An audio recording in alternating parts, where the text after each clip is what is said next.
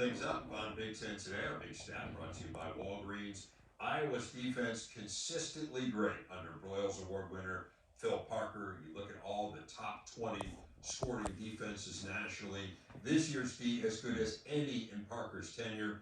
They've allowed a national best 18 plays at 20 yards or longer. Not only is that the fewest in the nation, no one else is really close. They've allowed 18. Michigan is next with 29.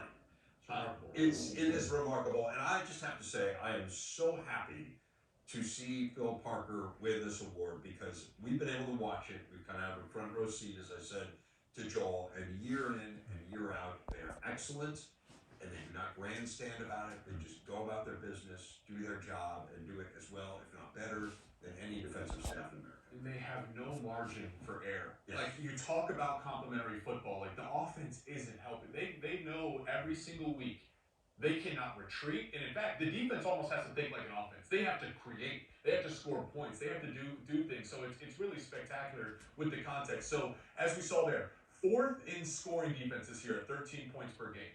Georgia was ninth in scoring defense at 17 points per game. So that's a difference of 4 points per game. How about this? They beat Illinois by 2. That would have been a loss with that difference. They beat Nebraska by 2. That would have been a loss. They beat Nebraska by 3 and Northwestern by 3. So that's 3 games. If they even had Georgia's defense, if they went from 4th to 9th, they would be 7-5 on the year instead of 10-2, 10-3 in the 10-2 in the regular season, 10-3 with the postseason. And here's no margin for error. Right. Here's what's crazy to me is they lost 2 of the top 18 picks in the draft.